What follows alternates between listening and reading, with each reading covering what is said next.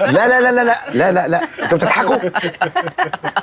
بصراحه بقى يا رمزي الولد دمه خفيف. خفيف ايه بس يا كاميليا؟ ده انا ما عرفتش انام طول الليل من الرزع والخبط، هو الصايع اللي معاه دول. ما انا قلت لك اتكلم معاه وده دي. يدادي مين يا كوكي؟ اللي حصل ده في منتهى قله الادب وحاجه ما يتسكتش عليها، وتعرفي رمزي عنده حق. عمر ما تولعهاش اكتر ما هي والعه، رمزي مش ناقص. وهي كلمه الحق تزعل يعني يا مريم؟ بقول لك يا مريم، انا مش مستني عمر يسخني، انا سخنان خلقه. وبعدين الواد ده خلاص عدى حدوده، مش ناوي يجيبها لبر.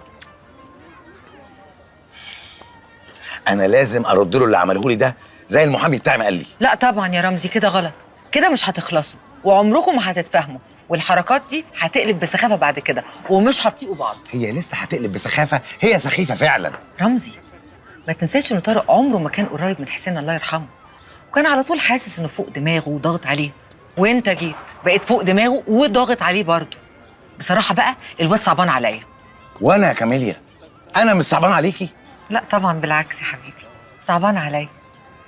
بقول لك ايه، يلا بينا ننزل نتمشى ونفكر سوا هتعمل ايه في الواد ده. طب ما نتكلم واحنا هنا، واحنا لازم نتمشى يعني؟ الحقيقه ساعتي الجديده بترن كل نص ساعه عشان انزل اتمشى. يلا بينا ننزل عشان محدش يسمعنا ويقعد يكسر في مقادفنا. يلا بينا، قوم يلا. انت مش مكسوف من نفسك؟ الراجل طويل عريض زيك ساعته تبقى ممشياه. يلا يا اخويا يلا.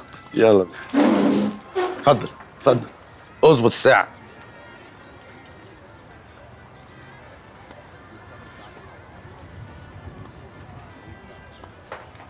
ايه يا بت بصلي كده ليه؟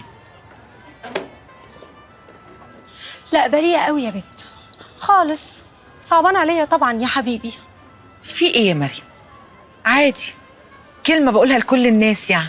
لو النبي على مريم، ما شفتيش الراجل ده طارت من وشه التجاعيد وصغر 20 سنه، وابتسم ابتسامه ما ابتسمهاش من ايام ما كان في الاعداديه.